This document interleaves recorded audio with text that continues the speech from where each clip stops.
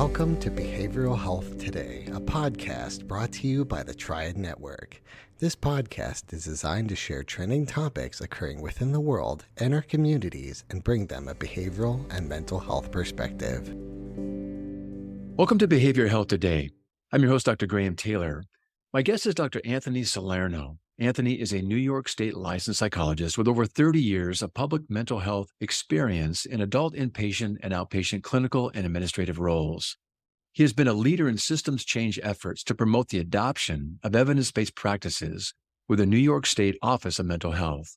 In addition to direct individual and group treatment services to clients, Anthony has developed multiple programs, including the Wellness Self-Management. This program was designed for adults with serious mental illness, and it received the SAMHSA Science to Service Award in 2010. Currently, Anthony is the Innovation and Implementation Officer at the McSilver Institute and is a senior consultant with the National Council of Mental Wellness in Washington, D.C. Most recently, Anthony created a resiliency building and trauma-informed psychoeducation curriculum called BRIGHT, which stands for Building Resilient Individuals Through Empowerment. We're excited to have Anthony with us today as we discuss resiliency and his BRIGHT program. Anthony, so nice to have you. Thanks for being with us. Great to be here, Graham. Great to have you. Hey, as we get started here, I'd love our listeners to understand what was going on in your life that drew you into this work around resiliency. Well, the way I'd like to look at it, and over these years, I've been in the field for 49 years, Graham. Nice. And when I first started out working in an outpatient program, particularly for individuals with serious mental illness, a lot of them coming out of state hospitals, I kind of developed a certain lens. And I like to think of it as the lens that we all use in order to both view the people we serve, the people we help, but ourselves. And I must tell you, my lens at that time emphasized illness, disease, disorder, and dysfunction. And that's what I basically was concerned about, folks coming out of state hospitals in particular. And pretty much every way in which I interpreted or understood the needs and the problems and challenges of folks, I kind of put into the bucket of the psychiatric problem. So I was mostly concerned with, is this person a 294.3 or is this a 194.6? And it was very much dominated by that. And it also influenced how I interacted with the clients, but it also influenced the clients, their perception of themselves, because I reinforced certain things, I inquired into certain things and not into others. So I had that lens for quite a time.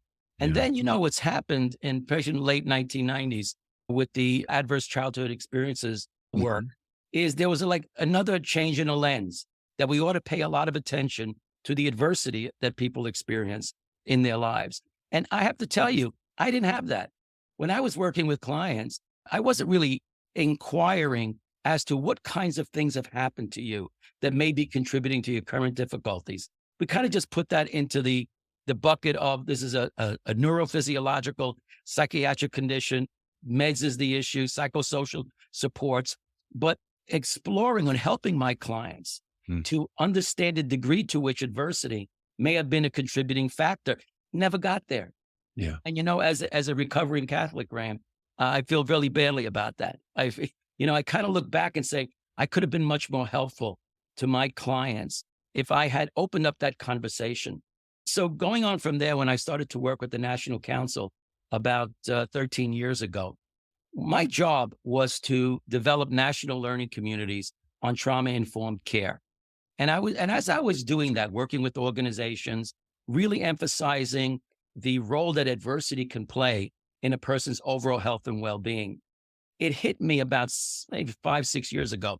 This is beginning to feel a lot like I felt back in the old days. My lens was still, while it wasn't neurophysiological disorder, it was still life events that contributed to symptoms, dysfunction, and it had that feel to me that I was constantly in this lens of either trauma or dysfunction and disorder. And I said, you know what, there's another side to this.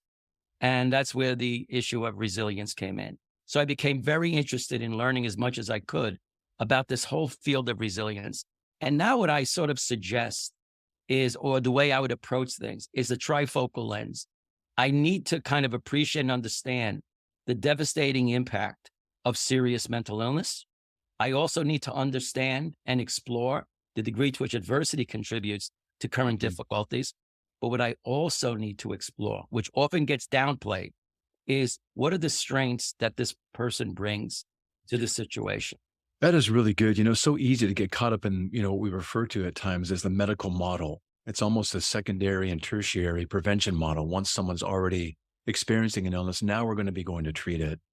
And it's easy to get caught up in that. And what I love that you're saying is that if we have that lens, it's typically an unconscious and usually unintended experience that we're interacting from what's wrong with you. And we're conveying to the patient what's wrong with me, and they're looking at that as a dysfunctional thing. But what you're saying here is maybe instead of what's wrong with you, what happened to you? Yeah. And what happened to you. And also, unless you have a resiliency lens, you are going to miss a lot of the strengths that the person brings to the situation. Yes. Because your lens is focused on, okay, what bad things have happened to you? And then how do those bad things result in problems that you're experiencing? So when you focus on that, what it conveys to the client is, gee, things must be pretty bad. Yeah. My entire life seems to be focused, my identity, my self-concept, because we can reinforce a certain self-concept. And we do it by the questions we decide to ask, You bet. behavior that we decide to reinforce or acknowledge, and especially missing what we may accept or we may believe as just kind of expected behavior. For example, people with serious mental illness, when they showed up to an appointment, I just thought to myself, well, of course you should show up at an appointment. That's sort of like normal, kind of expectations in a community. What I didn't appreciate, how much courage and energy and effort it took for folks to Absolutely. show up. Yeah. The resilience that the person was demonstrating, which I just sort of ignored and just accepted as, well, these are sort of the basic expectations I would have of someone, and not recognizing and appreciating the effort that it takes for many folks to just show up and hang in there. And I could have acknowledged that. I could have reinforced that. I could have strengthened that person's self-concept, as I am capable. There are things I'm doing that they don't even appreciate as being signs of strength. And I think resilience opens up that whole conversation. I want to unpack resilience in just a moment, but what you're also saying at the beginning of this is that unknowingly, as we're talking, maybe with a medical model or maybe some things that we used to use as questions of inquiry and trying to get some diagnostic clarity, is we're conveying that you're broken. There's Exactly. something wrong with you. We're conveying something that this is you being broken. And the patient, like you're saying, gets to see themselves as broken. And we kind of become myopic in that. And that becomes our sole definition. And we're not looking at some other things. And what you're raising here is that, the adversity piece, everybody reacts differently to stressful situations, and how you respond to a crisis, depends on our background and our development, our past experiences, our support systems, and even our cultural, upbringings, as well as our perception and our attitudes. And this is what you're kind of leaning into right now, our perceptions and our attitudes about our own perceived control, whether it's internal locus of control or external locus of control. And each of us has our own reactions that's unique to us. And we don't oftentimes go down and take a look at that. But the good news, like you're saying, is that resiliency is something that we can develop. It's a set of skills to manage our life stressors and improve our emotional and our physical well-being. And I know that and what you're emphasizing right now, I know you work from a strength-based perspective, grounding a person in their personal strengths and external resources.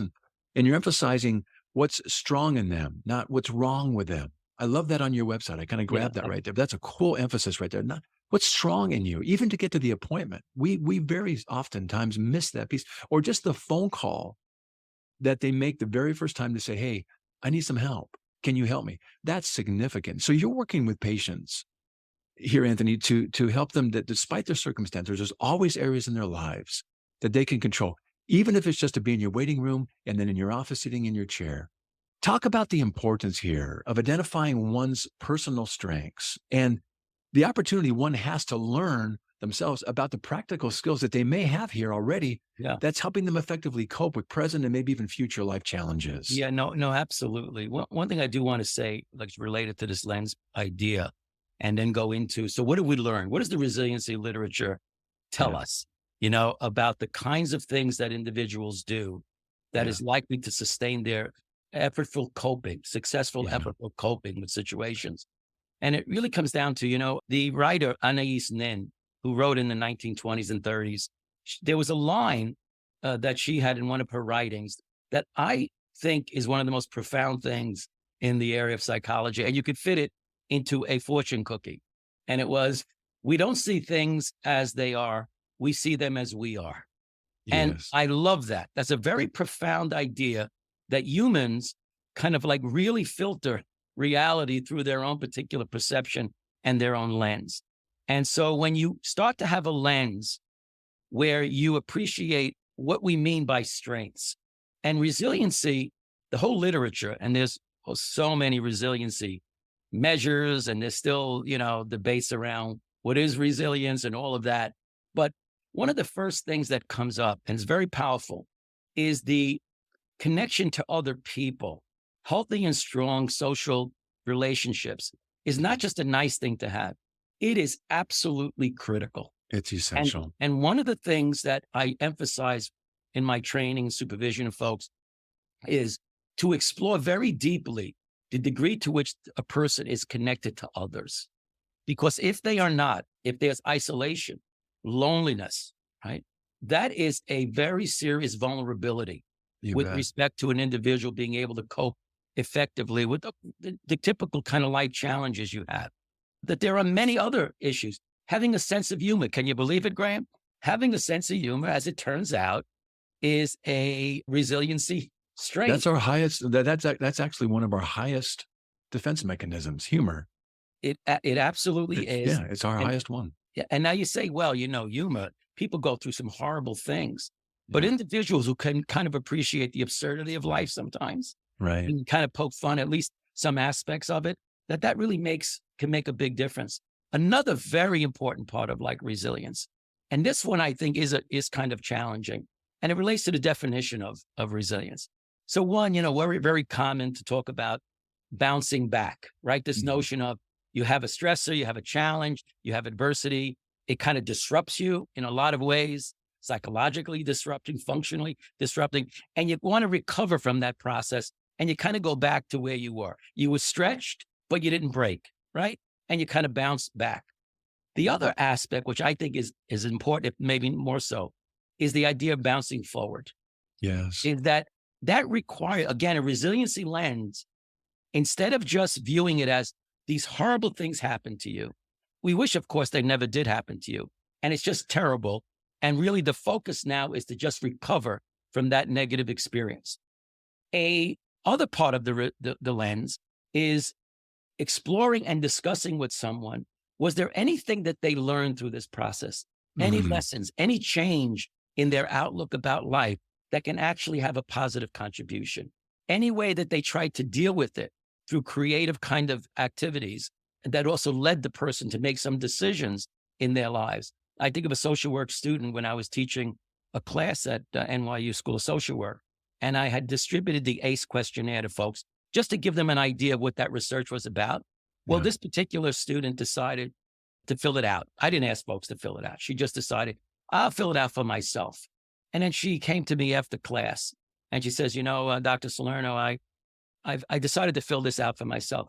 I have 9 out of the 10 Oh my. childhood adversities. And Yeah. that ended up in a 20-minute, 30-minute discussion where it really was a horrendous kind of like experience in her life.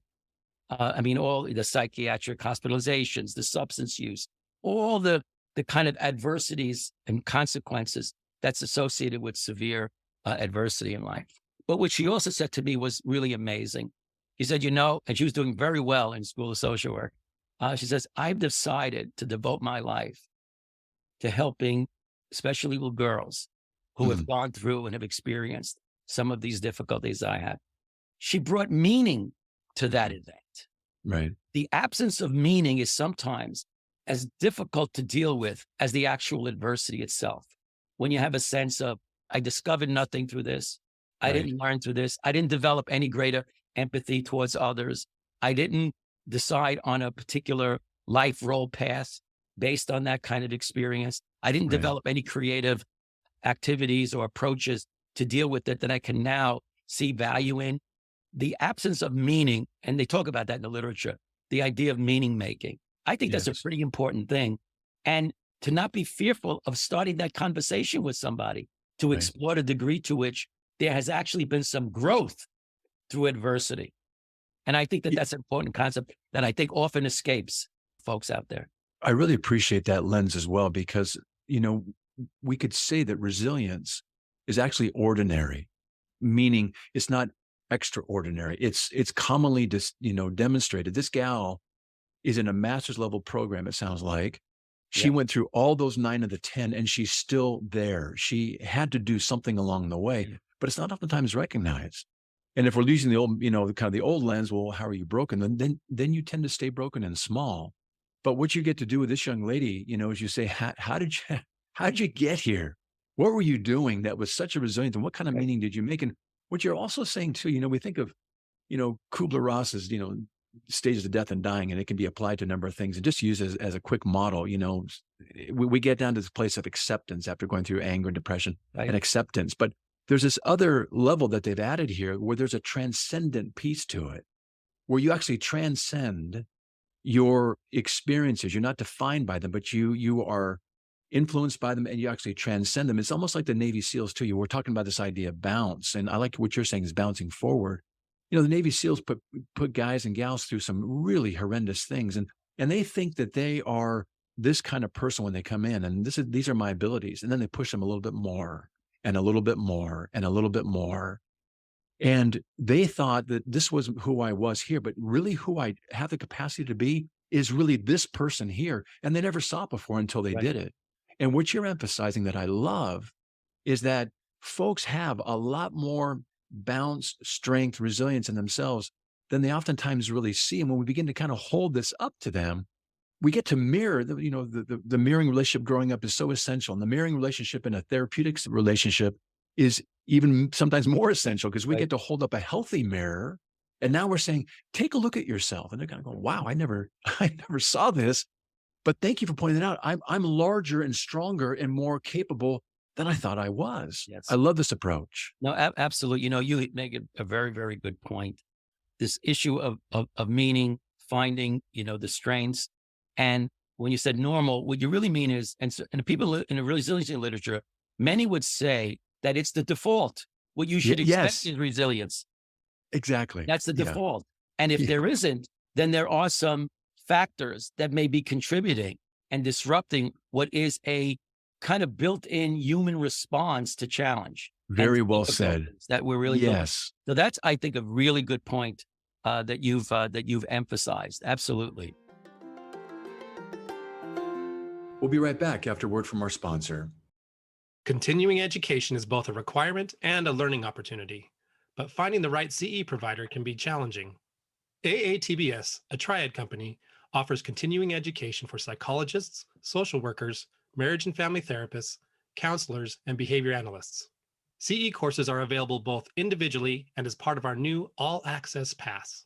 All Access Pass provides a library of over 250 unique courses.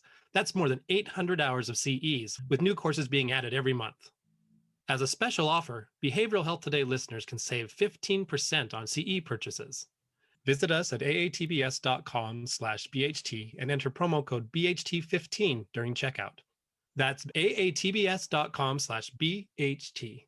Check out our library and check off your CE requirements today.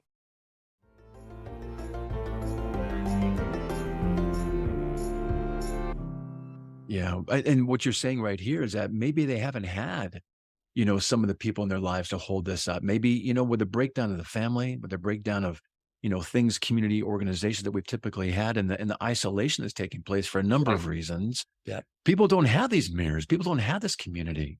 They don't have these kinds of relationships that can kind of buoy them up or say, hey, let's hang in there. Let's see how we can grow, being expectant around adverse, difficult times. And as we're talking about this, you're talking about the ability to adapt well. And we might even say it's just inherently there, but we need people around us to do it. So we can adapt well in the face of adversity or trauma or tragedy. This gal in your classroom did. And you're holding that up to her and saying, hey, you're doing a great job. Yeah. And No, she's devoting her life to this through creating meaning through it. absolutely. Folks at Columbia, Dr. Yehuda, She has an interesting way of describing, what is resilience from her perspective. And basically the point she takes, she actually used the analogy of the Timex watch. And for some generations remember that. But the idea that the great advertisement was that the watch took a licking, but it kept on ticking, right? Right. And her view is that even if I see patients who have serious PTSD symptoms, that is not the failure of resilience. The failure is when a person gets stuck, when you stop ticking. As Really long as, and there are many individuals who are really struggling with some very, very serious emotional difficulties, and yet they get up in the morning and they kind of go to work, or they take care of kids, or whatever it might be. And it's sort of like just recognizing that is appreciating that, right? That through those sort of like difficulties, well, folks don't need to be symptom free. No. What happens if you define resilience as the person is no longer experiencing some serious difficulties, then you're going to wait around when to a situation that's less likely to occur, and you don't enter into the conversation of helping the person to recognize strengths. In many ways, this is in healthcare too. It's not as much the treatment gets you better, but many physicians would say it's your health that gets you better. It's your strengths that get you better. Right. Our treatments can only go so far, but if you have a healthy lifestyle, if you have healthy nutrition, to appreciate and recognize is that it's your strengths that get you better, not your weaknesses. And how do we emphasize that, identify, and then build our services around the strengths as opposed around deficits? That's another implication of having a resiliency lens. This is such a beautiful reframe that you're bringing in here. This idea, these things we can control, but oftentimes, if we don't have significant others in our lives helping us see it this way, we just don't inherently know to look at these things that way. Right. And this capacity to make, realistic plans and take steps to carrying them out, or developing a positive view of oneself, or the ability to, like you're saying, to see their strengths and their abilities, even out of adverse times. Somehow, basically what you're saying to them, you've survived all of your worst days. Do you realize that? You survived all of your worst days, and look at you. How'd you do that? So you're helping them develop this. Now, I also know that part of this is learning how to identify these things and teach these things. And that's part of what you do through your BRIGHT program, building resilience, individuals through empowerment. Talk to us about this program and your lessons. This is what sort of happened. So when I mentioned to you about 6 years ago, getting this kind of an epiphany, why it took so long, I don't know. And then I said, okay, it must be out there. There's a whole set of trauma treatments, right? There's a whole set of them out there. Yeah. But I said, there must be some resiliency focus, resiliency building, curriculum, programs, strategies, all that kind of thing. So I went out to kind of like look, and I didn't find anything. So I said, what am I going to do now? Because I think this is really important. So I tried to see if I could get some sponsorship, but it didn't work out. So I turned to my wife one morning. It was like Sunday. I said, Louise, I'm going to do it myself. And she said, well, rather than do that, how about we go out to brunch? Well, I know. I said, but I just, sometimes I get this, like I'm in the twilight of my career, Graham, and it's going to be my last oomph in my life. And it really is around promoting, discussing, sharing, and keeping the conversation around resilience going. And so, I have a history of using structured educational material because I do believe that part of almost all effective treatment is imparting information to an individual so that they can make more informed decisions about their lives. And if you haven't got that information, you don't have power. Yeah. Who has power? People who do have that information. And I think there's a lot of the work that we do, especially with individuals with serious mental illness, where very much they're reinforced to be in a very passive type of position and don't have the information and strategies to take greater charge of one's own treatment. So I had developed material called Wellness Self-Management in New York State, and that's still going on after like 15 years. People are still using that. And I thought to myself, perhaps I can build on that approach and develop something that's focused on resilience building. I developed it into a 24-lesson program that reflects a lot of what the literature was suggesting that would be important in terms of building resilience. So the kind of information that people need to know. If you don't know it, right, you don't have that information or knowledge, and you don't have strategies to actually do anything with it, you're in a weakened position. The last thing people who are struggling with serious mental health issues need is to be in a disempowered state. And Yeah. I've worked with a lot of consumer advocacy groups in New York State over the many years. And that's one thing that I have certainly learned. The perspective is a really supportive system is one that empowers us to make informed decisions about our own health and well-being. So I decided to just put it together. It took me about 3 years. And I've been training folks around the country on really using these materials in a way to impart information. Because think of it, Graham, how would you impart information about, what we mean by resilience? What are some of resilience strengths? If you were trying to do it through conversation, it would be very hard. Verbal information processing is often not the strongest kind of cognitive capacity of people, particularly with serious mental health problems. But that's what, we call it psychotherapy and counseling, but it's conversation, right? And so if you want to impart information, I used to be a high school teacher and a school counselor. Yeah. And I wish I had kind of kept that role perspective in my head that I could have applied when I went to more of a clinical psychologist type of setting. And so I developed these materials. I did some initial piloting in New York City. Organizations were willing to give it a try. And I met with all the clients and the staff through focus groups. And I remember one particular situation. It was a men's shelter. And it was for men who serious mental health, substance use, and also criminal justice involvement. And there was both a peer and a professional who ran this group. It could be done in a group. Bright program can be as a group with a select group of sessions. You can pick and choose which lessons or topics you think are really pertinent, or you can do it with individuals and you can pick again and choose which aspects make most sense because it's a resource. It's not a prescriptive treatment intervention. It's a resource that practitioners, organizations, and clients use in order to increase their ability to really make informed decisions, have more power. So when I was interviewing this focus group of 9 men, and one man turns and says, well, let me just tell you something here. And these were pretty tough guys, right? Who've been through a lot. Says, there's a lot of stuff I went through in my life. And this guy was probably in his mid 40s. He said, I never told one therapist about any of it. I never told anybody about what I was going through. But with this group, I told my brothers about things that had happened to me that I was so upset about, feel so ashamed about, but I never told anybody. And the professional counselor and the therapist and the peer were kind of really reinforcing that of sometimes these structured educational programs create a degree of safety and comfort and the cohesion that builds the safety, because I think that's extremely important. Safety and control. People who've been traumatized, the two things that you cannot compromise is safety and a sense of control. And the material was designed to promote safety and a sense of control.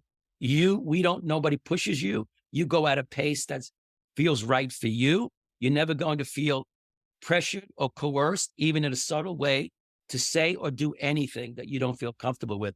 That created the kind of opportunity for a man like this to be able to share with, interesting, he called them his brothers in this particular, group. And that just reinforced for me, maybe we're on the right track with this. I wasn't sure when I did the pilot, whether or not folks were going to really respond. And folks responded really very well. So that's a lot of my work these days with the National Council is offering trainings to organizations around how to, if one of your goals is to engage folks in learning about the role of trauma and adversity in life, to strengthening their resilience, to impart that information, if that's part of your work, then Bright could be a helpful resource in that work, rather than having to kind of figure this stuff out yourself, because the workforce is pretty burdened as it is. And to expect them to kind of figure this stuff out is going to be quite a challenge for folks. And I love training, practitioners, investing more in the workforce out there. They need tools, they need resources, they need really practical tools that they can apply and doesn't require an excessive amount of burden on their learning, on their application. and the bright provides you with a lot of guidance. And so far, I've been really gratified by the response of folks. I can certainly imagine you would be. These 24 lessons have some of the greatest topic areas. Again, things that we can learn, sometimes things people are already doing that they don't recognize that they Right. can enhance and even grow more. This capacity, again, for setting realistic goals, communication, problem solving abilities, the capacity to manage strong feelings and, impulses and to be in control, that kind of our EQ type things. And these are things that we can develop that I really think are so applicable and so easily attainable through this program, the way that you so nicely laid it out. Really, really nicely done. Well, you'll notice, Graham, is that every lesson is designed to pull for a person's strengths. Yeah. I'm kind of obsessed with strengths. Yeah. And I think that we as a profession ought to be obsessed with strengths. Yes. I'm sure you remember, Graham, that in a case study or case conference, the really smarty pants psychologist was the one who could find a disorder that other people missed. Oh, you guys missed this disorder. You guys missed the compulsive obsessive features. Oh, you guys missed the narcissism. But it wasn't very common for a psychologist to say, hey guys, let me tell you about the 10 strengths that you guys missed in this. So I think the system has shaped our lens. I'm kind of a psychological optometrist these days, Graham, really corrective lenses. And the system shapes our lens. Our training shapes our lens. Our lens shapes us. Our lens shapes our clients. And we need to sort of appreciate that. And what could help us to develop a lens that gets a little closer to reality, right? Yeah. So that we see things as they are rather than as we are. That is definitely going to be your legacy. This guy was the psychological optometrist that came in and kind of gave us a different prescription here. And I think you're so right around, the research around reinforcement is huge. And those things that we reinforce, those things that we reward tend to get repeated. But we're so used to catching people being bad. We see our kids, hey, what are you doing? So we correct them. But if you can, unless they're going towards a brick wall or doing something really egregious, we say, hey, and we can catch them being good. Yeah.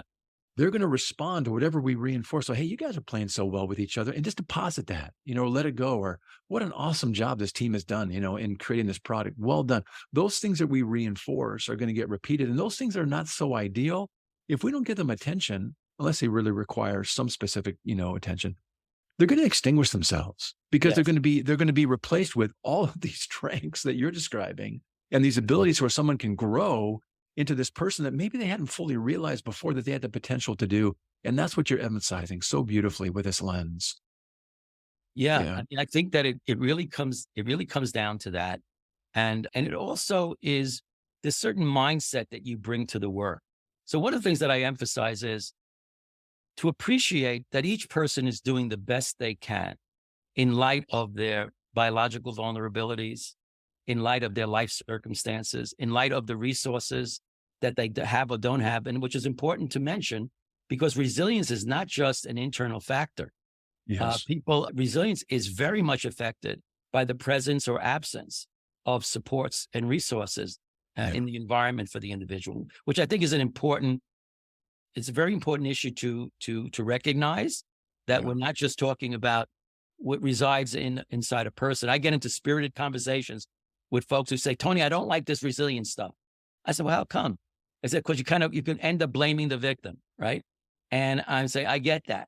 But to recognize resilience, that it's a much more comprehensive factor that is a very clear interplay between a person's personal characteristics and strengths and the resources and supports in an environment. And they need to be taken together.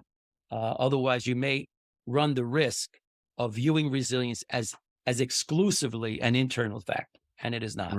Right. No, there's a lot of layers to it. And what I like that you're saying here too, and this is a really key piece, with our adverse experiences in life, and typically, those happen before, the majority happen before they're 18. That's what the ACEs focuses on. We don't have oftentimes in our environments people to right size those experiences. So what do we tend to do? We haven't got a frontal lobe that's about planning, judgment, reasoning, organization, all those things that kind of help us understand what's going on. So we tend to be, as we're growing up, pretty emotionally, driven by most things. And so when something bad happens, what do kids do? Well, since they're kind of egocentric, they tend to create meaning that this must be about who I am. It's a shame-based, fear-based message. Oh, right. And what you're doing here with the resilience is you're replacing shame and a negative self-meaning with a sense of, hey, you survived those things. Those things happened to you. You weren't responsible for them, but you somehow survived them. Look at that strength. And so when these things didn't happen, shame is about who we are, not what we did. Right. These things happen because of who I am. And you're saying, no, no, no, no, no. These things happened to you. Yeah. But look through your resilience, how you survived them. Look at those strengths. And it's almost like there's going to be this emergence of, I would imagine, a different sense of who that person is, replacing that shame with a sense of, wow, I actually am pretty empowered, aren't I? Yeah. And it, you know what it does? It ensures that we don't get into a lot of judgment. It's inoculating against that, isn't it? Yeah, it is inoculating against that. It's really understanding. Yeah. It's a lens that says, look, this person in front of me is doing the best they can in light of biological vulnerabilities, life circumstances, resources, all of the things, right? That what their own educational background has been, the coping strategies. It's kind of like an acceptance of the individual, Right. that they're doing the best they can in light of all of these factors. But now they have me. Now I'm now part of the system, and recognizing what is it that I can do that can be a support, because I'm not inconsequential here. I've now entered that person's life sphere. Yes. And that what it does is you're less likely to judge. And as a physician, I remember a physician saying, I think of addiction differently now. This is a person who got educated around trauma and resilience. I said, I kind of look at it more like it's kind of ritualized, compulsive comfort seeking. Comfort seeking?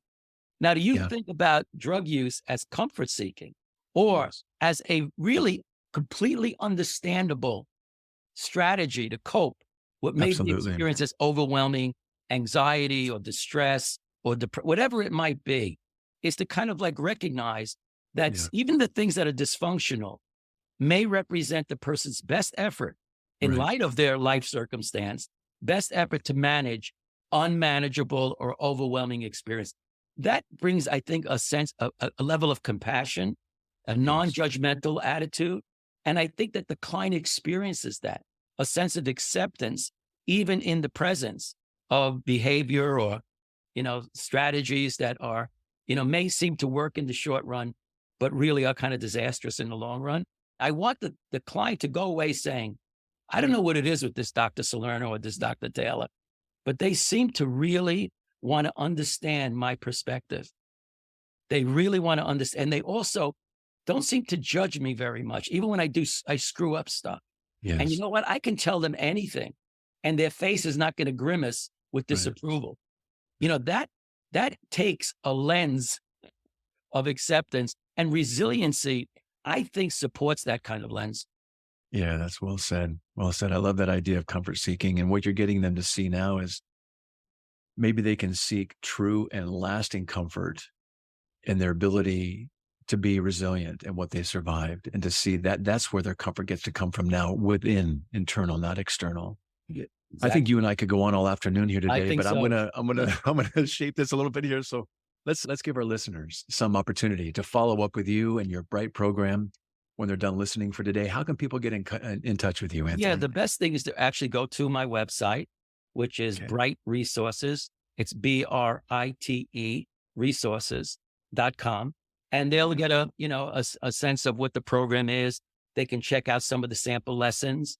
I actually am adding additional lessons because I get requests. One organization worked with folks in criminal justice, and they said, hey, Dr. Salerno, you think you could put together something for folks who've been involved in prisons and in jails so that they can appreciate or recognize the degree to which some of their behavior that's associated with criminal justice involvement may have its roots in some adversity. And then also, what is the resilience part of it in terms of people integrating back in the community? So I created a lesson around that. So I keep adding lessons to the website. And then also it's been translated into Spanish recently. And so that'll be available as well. So going to that website will pretty much give people a really full understanding of what it is. And then they can decide whether or not there's something for them and they would like to explore and discuss further. Very good. As I'm listening today, I know you've been a little hard on yourself around this idea of I'm only coming to this now.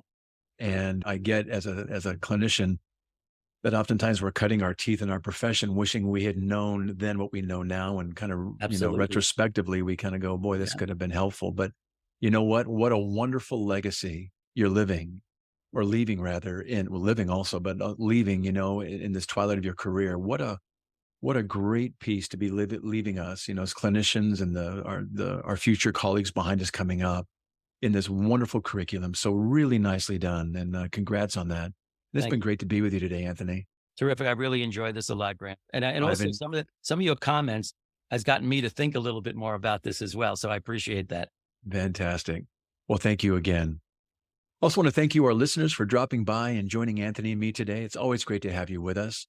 Regarding our episode today, I want to remind you that it and an archive of all of our other resources and episodes can be found on our webpage at triadhq.com/BHT. Thanks again for being with us on the show, and we'll look forward to having you back with us next time on Behavioral Health Today. We appreciate all the support from our community, and if you like our show, one of the best ways you can support it is by giving us a 5-star rating and leaving a review. Behavioral Health Today is a podcast part of the Tribe Network, all rights reserved.